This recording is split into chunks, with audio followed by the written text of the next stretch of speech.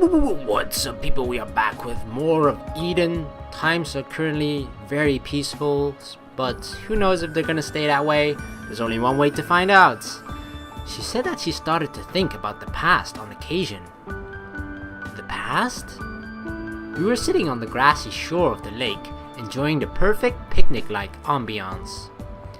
When I was still just a child, before I was a scientist or anything else. There was a faint smile on Sion's face as she gazed out towards the sparkling surface of the lake. She seemed to rather enjoy this lake and its pristine waters, and appeared to be in a great mood today. You were born in that research facility, right? As soon as I said it, I wondered if it was alright for me to nonchalantly bring up the research facility. After all, Sion had been imprisoned there for so long. Don't worry about it. There's next to nothing I consider taboo. At the end of the day, I'm still human. I can at least try to show some tact. If you were so concerned, then you shouldn't have asked me in the first place. Were you a genius ever since you were a child? No, quite the opposite. Huh? Felix children are divided into classes and raised according to the results of their intelligence tests. Giving the same education to all felixes would be inefficient. I got the lowest rank, E. You must be kidding.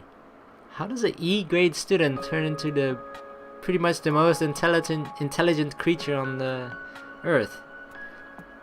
I wouldn't kid about something like that. She smiled, a bit bothered. Yes, she would never lie.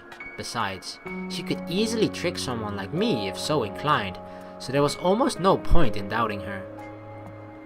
The people around me often said that I spaced out, and they couldn't tell what I was thinking. The truth is, my head really was in the clouds. I had absolutely no interest in studying, nor people. I gazed out the windows of the research facility. That place one simply called a mansion. Always. The world I saw through the window meant everything to me. I was interested in nothing else. Just looking won't get you anywhere though. Yeah, I knew that. It's not like I expected anything to come of it either.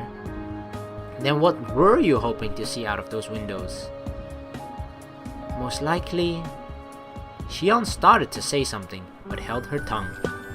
There was a small splash on the lake's surface, and she looked over at it. A fish must have leapt from the water. She moved her lips as she gazed at the tiny ripples.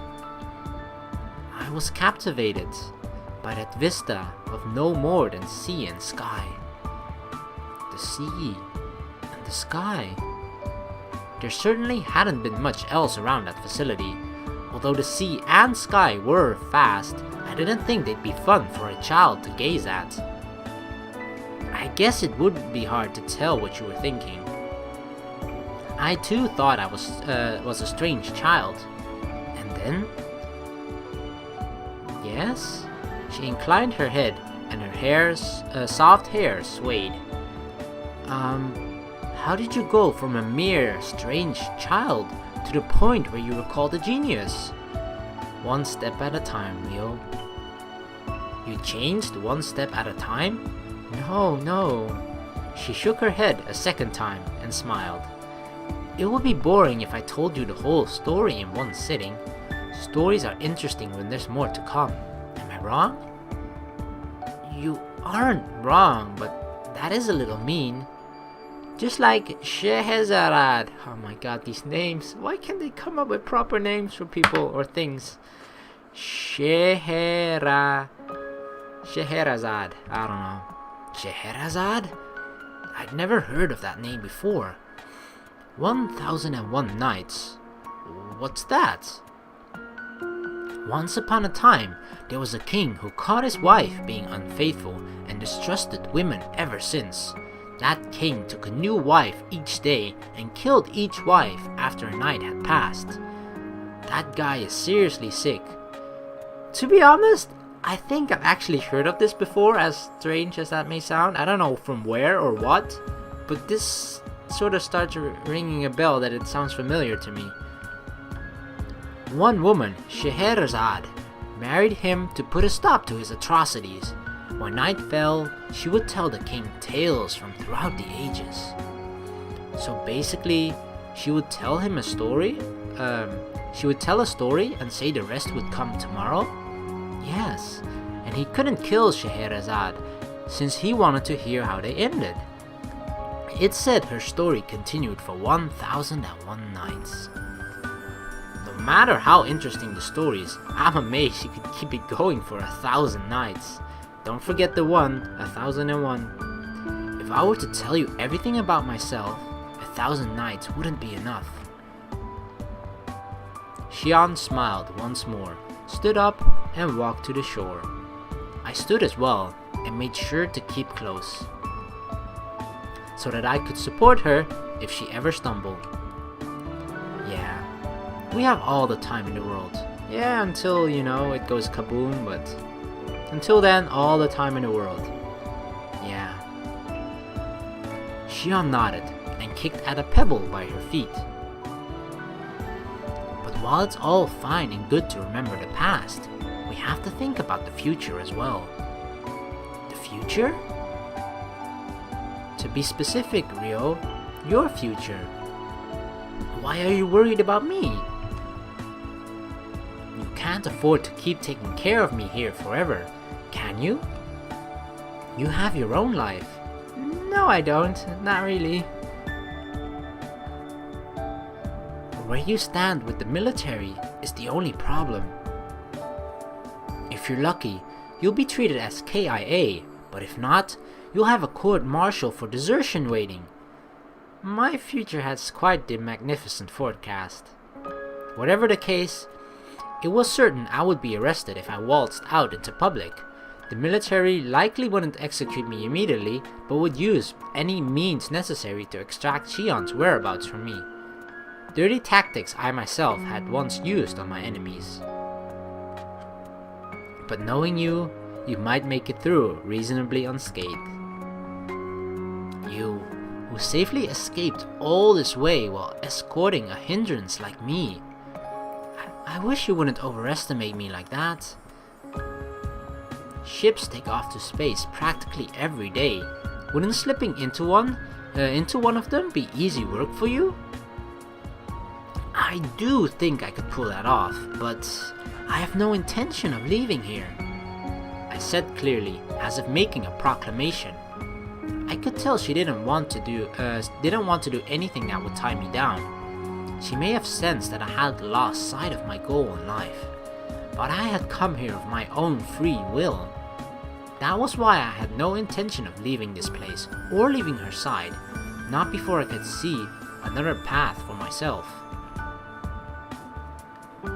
Ryou, do you plan to stay here until I die? She spoke of her own death like it was of no concern. She had always treated it as such, but lately acted like it had nothing to do with her in particular. She didn't fear death. It was downright scary how indifferent she was to it. Even if you wait for my death, you'll gain nothing from it. It's not like I'm here because I want anything in return. You know that, don't you? I do know. That's why I'm saying it. It was unusual for Sion, but she sounded a bit mad when she spoke. I want you to be free to do what you want as well. That is all I wish for. Yeah, I know. I nodded and managed to form a smile, though I was sure a forced smile would not move her heart. I figured I had no choice but to smile.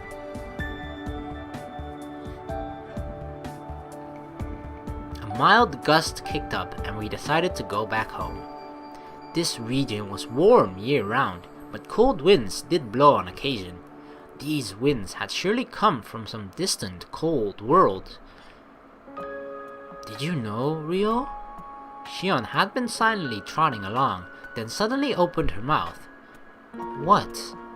This country had 4 seasons long ago. I vaguely remember hearing about that before. I seem to recall one of my parents saying something like that once upon a time. Spring, summer, fall and winter, flower viewing in spring, fireworks in summer, leaves changing color in autumn, and snow in winter. Each season had something pretty to offer.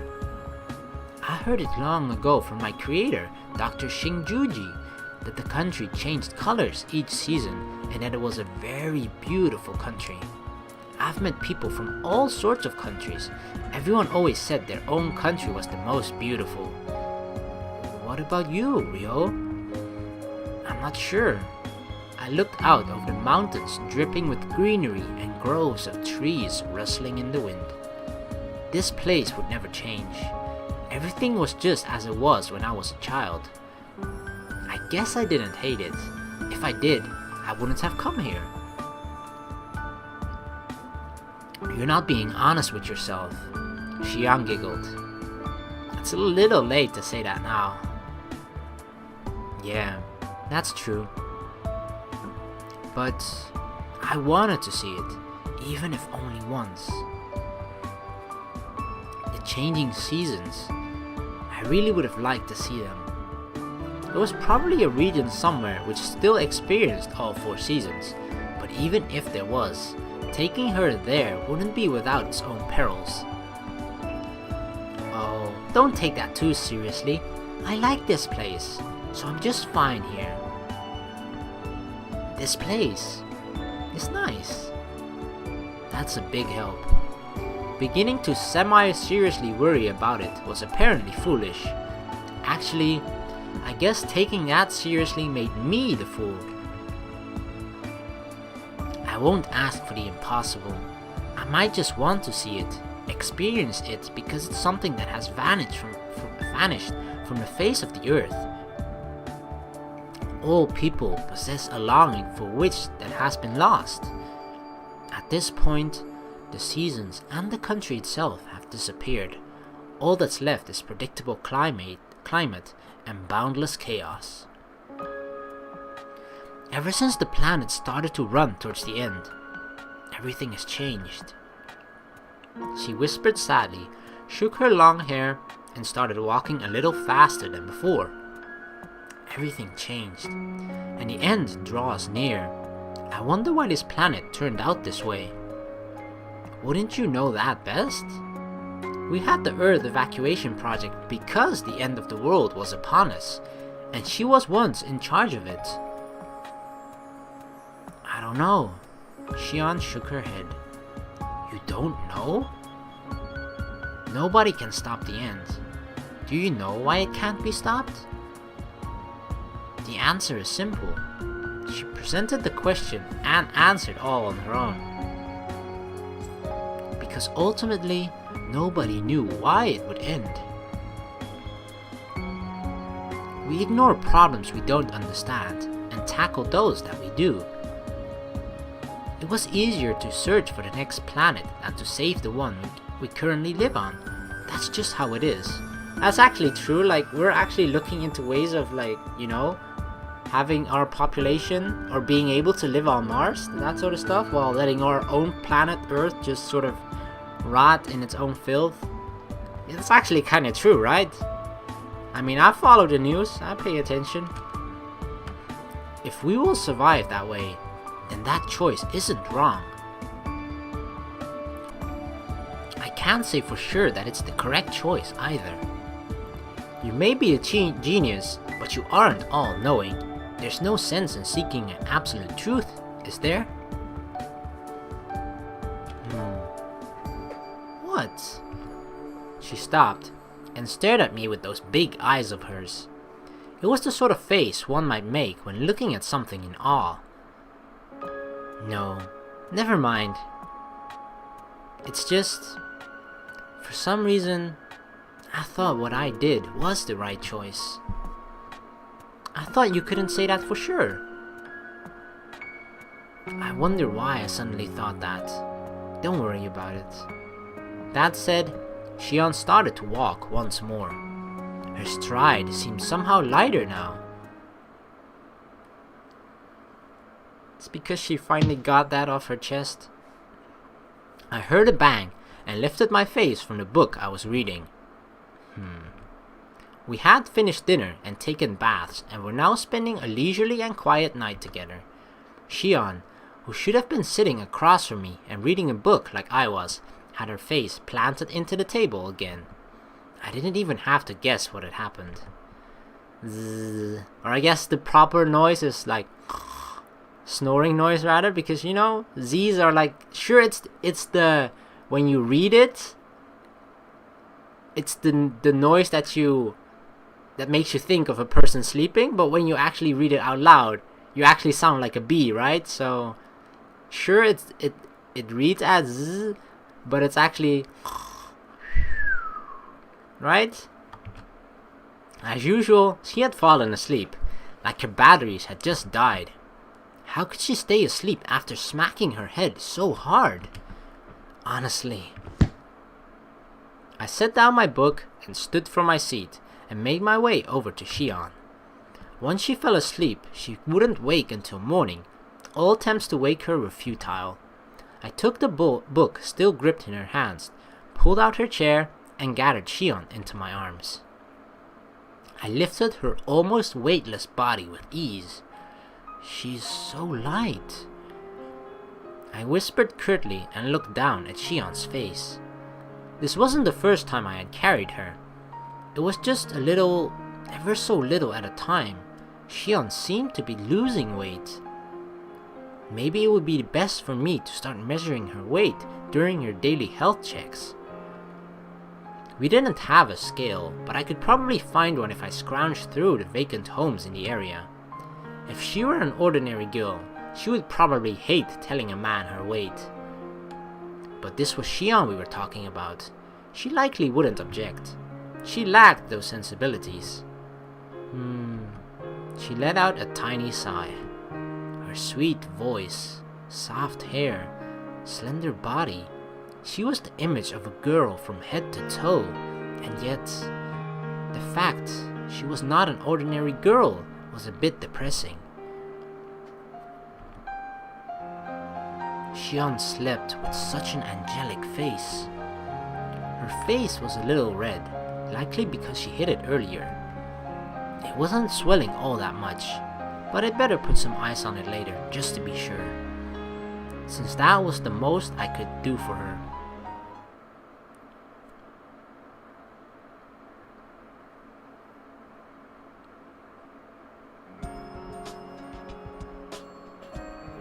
Let me cook, Sion suggested after waking up unusually early.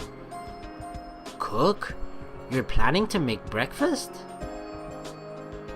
You don't make lunch in the morning. True enough. But of course, that wasn't the issue at hand. I appreciate the thought, but will you be alright? I should be fine, as long as you stay beside me and watch. That goes without saying, but some things were just outside of one's scope of abilities. This house was made of wood, so I couldn't dismiss the possibility that it could go up in flames at the slightest spark. It might be wise to prepare a fire extinguisher just in case. Sion looked around restlessly without paying my speculation any mind. Where should we start? Let's see. Which hand should I hold the knife in? Why don't we start with a task that doesn't require anything sharp? It would probably be dangerous for her to let her use cutlery, considering I had nothing prepared to stop the bleeding. Got it. Sion grumbled in disappointment and hung her head. It was a bit pathetic of me to chip away at the enthusiasm she had finally mustered. Want to try and make some fried eggs? Sure. She lifted her head and answered with surprising speed. Fried eggs, huh? I wouldn't really consider that cooking, but it was probably just about right for a beginner. Hey, I take offense to that. The only thing I can quote-unquote cook is fried eggs, so I definitely consider that cooking because otherwise I'd be pretty useless. Okay, first you heat the frying pan. A frying pan doesn't go in the oven though. No, use the stovetop. Oh well, I guess no matter how intelligent, You can't do something you don't know how to do. She did well to live to this day without knowing that.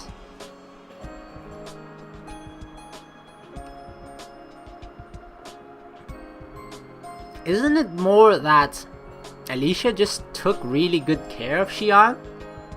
Because she did all of those things for her, right? Meaning that she didn't have to do those things, which is why she's so unfamiliar with them. I guess it was to be expected, but maybe just a blatantly obvious outcome. The fried eggs she made were atrocious. A small number of our precious eggs were put to waste before she even made something resembling a fried egg. Your teaching methods weren't so great either. No, your clumsiness exceeded my expectations. I kept quiet and watched because she said not to meddle too much, to promise to keep my hands off. She failed when she tried to show off and crack an egg with one hand. Why would she try to show off? She failed when she burned one down the cinders.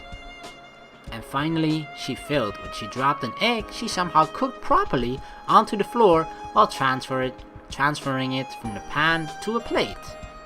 We were finally seated at the breakfast table where the last remaining egg somehow managed to be not reduced to charcoal.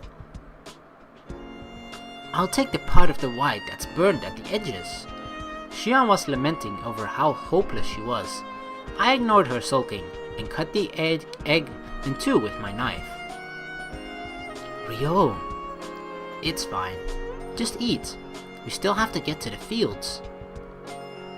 Yeah. Sion smiled ever so slightly and picked up the fork and knife. In addition to Sion's eggs, our breakfast menu consisted of cherry tomatoes, biscuits with strawberry jam, and pre-packaged stew. Naturally, I started my meal with the fried egg. Actually, I just caved in to the eyes fixated on me from across the table. It was a little burned, but regular enough for a fried egg. How is it? Yeah, it's good. I hate flattery. What a coincidence, so do I. She said nothing and scowled at me, but eventually let out a sigh. Cooking is... She stuck her fork into an egg and opened her mouth. Cooking is hard. I've always thought of it as something that would just appear whenever I sat at the table, but I guess this is what I get. Everyone plays their own part in life. You have more important things to do than cook. But now my role has changed. Just sitting at a table is something even a doll could do. I want to have a purpose now that I'm here. There's no rush. At the very least, I can take care of preparing our meals. I toss my half of the yolk into my mouth. And for that matter, there's no good reason you can't be here either. Yo, what? Sion tilted her head and looked at me skeptically. You're trying to pamper me. Am I? That wasn't my intention. Some people just weren't cut out for certain things. Sion stuck a bite of egg and that was a bit too large in her mouth and let out a quiet yelp. What's wrong? She chewed the egg many times, gulped it down, and looked astonished. Then, in a rare act on her part, smiled sweetly. Delicious! She finds her own cooking delicious. Hey, Sion. Yes? Sion stopped pulling clumps of weed and looked up. The sunlight was so warm today that there were beads of sweat forming on her forehead. Aren't you bored being here? Yes, I am. That's not the answer we were hoping to hear. She admitted it awfully easily. But I didn't hate doing research. Facing a monitor, staring down data, searching for the correct answer, with only one purpose in mind, creating an engine which could go the distance. That was all I had. But the way it was so clear-cut and simple was amusing in and of itself. I figured the process of searching for an answer was extremely complex, but I bet even that was amusing for her. This place contains no computers nor arithmetic. I bet there's nothing you'd consider interesting. None. Oh god, so straight to the point. She nodded firmly. She doesn't dance around things either. She's like, well, you know, no, not maybe no. She just immediately like, nope, nothing. But something changes here every day. Changes? That way you parrot back what I say makes you sound like an idiot. I think it'd be best if you stopped. It's a shame, since you're such an intelligent person too. I thought your judgment and concentration when we journeyed here were out of this world, but it's like your processing speed has dropped since coming here. You don't have to analyze me like that. Sometimes I couldn't quite understand what she was saying. The research facility was always the same in every respect, but this place is constantly changing. The crops in the field grow every day, and the fragrance of the breeze and texture of the ground are also constantly changing. I guess you'd call it, yeah, fun. You'd call it fun. Yes, it's not boring. Yeah, that's it. My previous statement was a mistake. By the way, how do you feel about it? Ooh, well, I'm glad she doesn't find it boring then. Her curiosity-filled pupils turned upon me.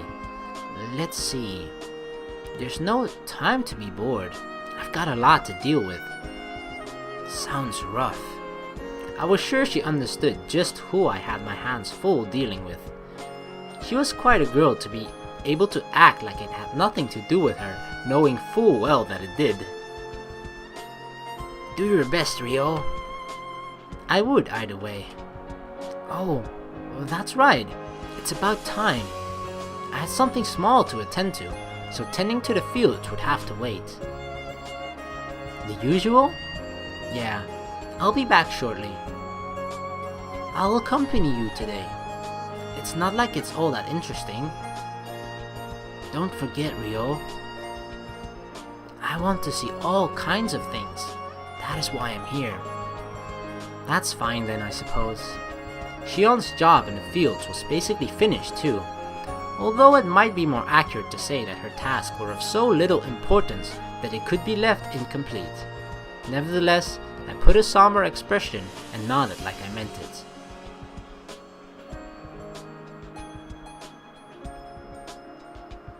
Well, we're gonna end the video here. I'm actually a little bit envious / jealous of what's her face, Sion, because all the things that we sort of take for granted, right? She finds so interesting and just makes it go like, wow. Like, I mean, sure, she's unable to do the most simplest things like cooking or cleaning or just anything that for normal humans is just so simple that they don't even have to think about how they do it or what to do exactly and that sort of stuff, and you just sort of start taking that for granted. And for example, just looking at this picture alone, yeah, for her walking around here, she would look around like, oh wow, pretty mountains, and then like she would notice birds flying around, and then a neat leaf is falling, and everything to that would be just so amazing for her because it's pretty much the first time that she's experienced it, right? Whereas for us, we've seen those things a million times, so it's not it doesn't make us go wow anymore. It's just there. It's just like, yeah, tree, leaf falling down, meh. Sometimes you'll see like a bunny and like, oh sure, that might surprise us a little, but we've seen bunnies before, right? But it's strange that for us, like everything that we've encountered or experienced a million times, the first time that we've experienced those things all happened when we were little, right? And we probably have little to no memory of that whatsoever. So in that regard, it would probably just be much better to experience those things in Sion's position, where she's so much older and then experiences all of those simple things for the very first time, and then you just have that reaction to it where you're like, wow, everything around you is just so awesome. Whereas for us, it's just like, yeah, sure, just taking a stroll through nature, but you're like not even paying attention to the smallest little details that to someone else is just incredibly amazing. So yeah, in that way, I guess I'm a little bit jealous because I'll never know what that feels like. But to be honest, I'll never know what it feels like to be a genius either. So yeah. Anyway, we're gonna end the video here. Thank you very much for watching. Please like and subscribe for more, and I will see you in the very next video. Peace!